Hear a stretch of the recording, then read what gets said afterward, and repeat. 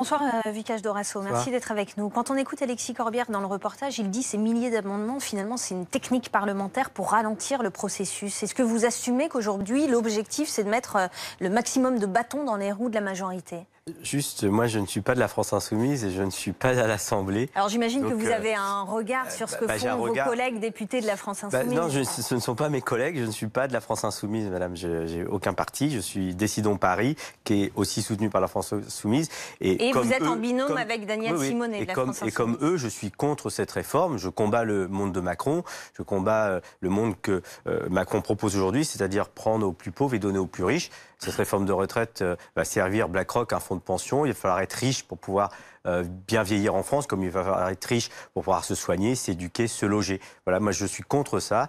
Moi j'ai un père qui a souffert au travail, qui n'a pas pu profiter de sa retraite, qui est mort avec 30% d'amiante dans le corps et qui me disait, Vikash, moi j'aurais aimé travailler moins pour gagner plus et aujourd'hui il va falloir travailler plus pour gagner moins. Et du coup, est-ce que vous comprenez que les députés de la France Insoumise mènent ce combat de cette façon-là, avec 22 000 amendements à examiner en quelques jours? Moi, ce que je ne comprends pas, c'est que nous, on réclame le retrait complet de cette réforme. Les gens sont dans la rue, les avocats, le personnel soignant, les professeurs. Ma sœur est prof, elle est dans la rue parce qu'elle sait que cette réforme va la rendre plus précaire qu'aujourd'hui. Donc je ne comprends pas que le gouvernement, aujourd'hui, n'entende pas ce qui se passe dans la rue, quoi. Ces gens qui sont en colère, des millions de personnes qui sont dans la rue, je veux dire, ils ne peuvent pas se battre pour n'importe quoi. Il y a quelque chose qui est valable chez eux. Et évidemment, ce n'est pas forcément des gens qui roulent sur l'or. Je veux dire, quand les gens sont dans la rue, ils perdent un jour de travail, donc une journée de salaire. Et ils mettent en péril, évidemment, le bien de leur famille, tout ça pour le bien commun, pour le plus grand nombre. Jean-Noël Barrot, j'aimerais vous entendre sur la bataille parlementaire. Examiner tous ces amendements, des milliers, il en reste encore plus de 15 000 à examiner en seulement quelques jours. Mission impossible ou possible? Écoutez, moi je voudrais à mon tour citer, puisque Vicage Dorasso l'a fait à l'instant, un membre de ma famille qui était mon grand-père, qui s'est engagé dans la résistance et qui, à la Libération, a participé à ce grand ouvrage qui est ce système de retraite par répartition, dont nous héritons aujourd'hui et nous sommes très fiers et que nous voulons préserver. Et c'est l'objectif premier de cette réforme. Alors il y a eu la discussion entre le gouvernement et les partenaires sociaux qui continue, parce que vous avez cité la commission spéciale qui est à l'œuvre à l'Assemblée, mais en parallèle, la conférence de financement, les partenaires sociaux, le gouvernement... C'est-à-dire, on examine aussi un texte dont on ne sait pas pour l'instant comment, finalement, cette réforme va être financée. Absolument, mais le travail avance en parallèle des travaux qui ont lieu à l'Assemblée nationale. Ensuite, se demander si la technique parlementaire citée par Alexis Corbière va permettre de ralentir les débats. Non, je crois qu'elle va confisquer les débats. Et pour en avoir conscience... Il suffit de se rappeler ce que c'est que cette technique. En gros, un texte de loi, c'est une succession d'articles et les députés peuvent le modifier par des amendements. Un amendement, c'est une modification à l'article qui est discutée par celui qui le présente pendant 1 à 2 minutes. Ce que font les députés de la France Insoumise aujourd'hui, c'est qu'ils modifient volontairement dans le texte chaque virgule. Ils déposent 17 fois le même amendement puisqu'ils sont 17 membres du groupe parlementaire. Donc chacun à leur tour, 17 fois de suite, ils expliquent pourquoi la virgule est déplacée. Ce que je vous propose, c'est qu'on regarde une séquence pour bien comprendre de quoi il s'agit, parce que vous avez parlé de tension, et effectivement, il y a des moments de tension, comme ce soir, entre la présidente de la commission spéciale des retraites et l'insoumis Éric Coquerel. On se retrouve juste après. Vous nous dites des choses. Vous avez même le coupé le sifflet à Adrien Quatennens. Vous pouvez dire. Ah mais je l'ai fait à tout le monde, monsieur. Il n'y a pas 2 poids 2 mesures dans cette commission. Non, monsieur. Non, vous venez d'arriver. Alors moi, je vais vous dire un truc. Je vais vous dire quelque chose. Vous allez m'écouter jusqu'au bout. Il n'y a pas de problème. Je vais dénoncer vos méthodes, monsieur, parce que ça fait 5 jours que je me fais pourrir mon téléphone, mon Twitter, mes Facebook, mes mails par des gens de votre formation politique qui me... Ah non.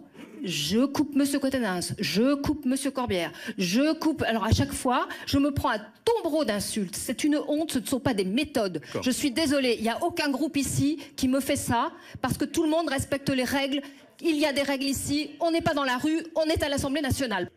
Donc je voudrais répondre factuellement à ce que vous me dites. Si vous voulez regarder dans le détail, si vous voulez que nous regardions ensemble, groupe après groupe, la manière dont on se fait pourrir sur Internet, je peux vous assurer que dans ces cas-là, Je peux vous assurer que dans ces cas-là, le concours va être ouvert. Donc, pour ma part, je ne vous ai pas pourri sur Internet. Ce que j'ai constaté, c'est qu'il y avait une vidéo où mon collègue se fait arrêter. Ça donne pas une très bonne image quand même de députés et de la classe politique, là, ce qui se passe. Oui, je crois que d'abord il faut rendre hommage aux députés de cette commission spéciale qui sont engagés dans un marathon pendant cette première étape, puisque le texte est d'abord examiné par cette commission avant d'être examiné par l'ensemble des députés. Ils sont en train d'y passer des journées et des nuits, et on peut comprendre qu'à certains moments, la tension et la fatigue conduisent à ce type d'altercation. Mais ceci étant dit, il y a une responsabilité qui est portée par la France Insoumise de confisquer le débat, parce que tout le temps qui est discuté à déplacer des virgules dans le texte n'est pas consacré à discuter le fond du texte, qui est pourtant l'essentiel. Vicage Dorasso. La France Insoumise, donc là, dans les débats, elle veut le retrait de la réforme. Voilà, nous, c'est ce qu'on veut. Les gens dans la rue le veulent. Je ne vois pas pourquoi le gouvernement n'écoute pas, quoi. Il a fait traîner, il a fait pourrir la situation. Ils savent très bien que les grévistes, à un moment, peuvent pas tenir le coup, puisqu'ils ne sont pas financièrement équipés. Je veux dire, le nerf de la guerre, c'est l'argent. À un moment, les grévistes ne tiennent pas financièrement et on lâche. Et vous savez très bien ça, vous jouez là-dessus, vous gagnez du temps vous aussi. Et à l'arrivée, la réforme, vous essayez de la faire passer. Alors que des gens sont dans la rue. Et moi, là où je suis très étonné, vous êtes fils de résistants. Et les résistants ont gagné ces acquis sociaux. C'était des luttes, des combats très très forts. Et si vous êtes fils de résistants, vous devriez être attaché à ces luttes, à ces combats et à ces acquis sociaux gagnés sur le terrain. Vous devriez les protéger. Juste pour finir, on est observé à l'étranger, par exemple en Angleterre qui ont connu Thatcher, ou aux États-Unis où ils ont connu Reagan, ils ont vu ce que c'était de casser le système social qui protégeait, c'est un système fort d'État. Et ils nous regardent, ils se disent, mais le progressiste aujourd'hui, c'est celui qui protège ses acquis sociaux. C'est pas celui qui les casse. Ils nous regardent et ils comprennent pas, quoi. Ils comprennent pas. Votre réponse, Jean-Noël Barrot, rapidement sur le manque d'écoute, parce que c'est ce que vous dit pour la deuxième fois, la Vicage Dorasso. Oui, la majorité des Français sont favorables à un système universel. Et moi, je veux dire, j'ai pas envie de travailler à cette réforme pour le plaisir. Ce que je constate, c'est qu'on est tous attachés à un système de retraite par répartition, mais que tous les gens de ma génération me disent de toute façon, j'aurai pas de retraite. Ce qu'on est en train d'essayer de changer, c'est de rendre la confiance à nos générations dans un système de retraite par répartition qui fonctionne et qui les protégera au moment de partir. On va passer à un autre sujet du moment qui sont les municipales. D'abord une image du Premier ministre qui est également candidat à la mairie du Havre et qui fait des allers-retours en ce moment entre la Normandie et Paris. Ce matin, il était donc au Havre. Ensuite, il a regagné Paris pour une réunion sur le coronavirus. Demain matin, il sera de nouveau au contact des électeurs sur un marché havrais. Et puis la bataille des municipales à Paris, marquée notamment par ce duel fratricide entre Benjamin Griveaux, candidat à La République En Marche, et Cédric Villani, ex-LREM, qui s'est maintenu dans la course et qui fait campagne contre Griveaux. Ce serait bien qu'on les voit tous les deux. Résultat, Anne Hidalgo fait la course en tête dans les intentions de vote. Est-ce que c'est plié, Jean-Noël Barrot? Est-ce que cette guerre interne, finalement, a ouvert un boulevard à la socialiste Anne Hidalgo? Non, je ne crois pas, et pour deux raisons.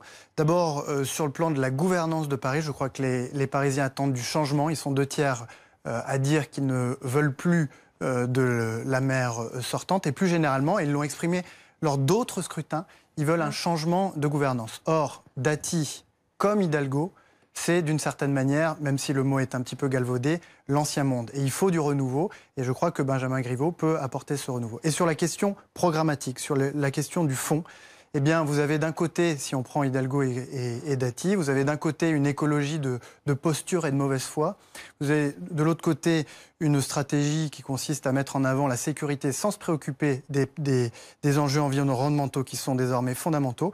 Et je crois que là aussi, il y a une voie intermédiaire, une voie moyenne que Benjamin Griveaux incarne. Et c'est la raison pour laquelle nous l'avons, avec le MoDem, soutenu. Vicage Dorasso, c'est votre première campagne pour les municipales. Comment ça se passe? Je m'engage justement pour combattre Griveaux, Villani, mais vous aussi, monsieur, hein, c'est le genre de profil, fils de politique, petit-fils de politique, qui a fait l'ENA, qui a fait, vous, je crois, Sciences Po et HEC, voilà, des gens qui ont fait les grandes écoles, qui décident et savent pour nous, et qui font de la politique un métier, qui n'ont pas vraiment de conviction, mais beaucoup de connexion. Moi, j'y viens avec mon cœur, avec mes engagements, avec aussi tous les gens qui viennent avec moi, qui croient en quelque chose, qui croient notamment à la volonté d'aller vers les classes populaires, vers les plus démunis, lutter contre toutes les inégalités, toutes les discriminations. Et justement, les gens vous disent quoi sur le terrain?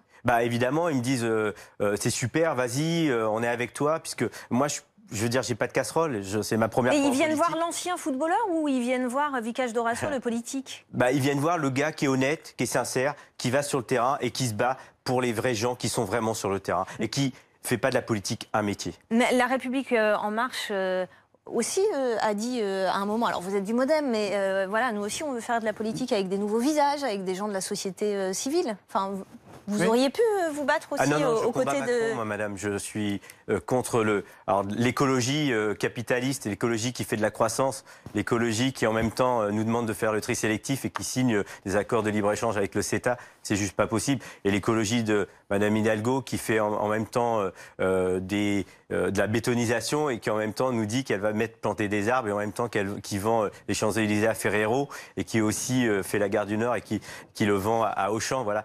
Nous, on a une écologie radicale. On a récupéré Rêve qui est avec nous, le parti d'Aymeric Caron antispéciste avec Lamia Essemlali qui est tête de liste dans le 14e, qui est qui est une vice-présidente de Sea Shepherd, qui se bat pour sauver les océans. Elle nous dit on n'a plus le temps. On n'a plus le temps d'attendre de faire du greenwashing, faire des pelouses ou du bricolage ou du jardinage. Voilà, il faut être radical. Il faut vraiment penser aussi que cette crise écologique va vite toucher les classes populaires, les plus démunies et les plus fragiles. Et c'est pour eux qu'il faut se battre. Oui, moi, je suis enseignant, chercheur, économiste et j'ai le droit d'avoir des convictions. C'est pas parce qu'on n'est pas footballeur qu'on n'a pas le droit d'avoir des convictions.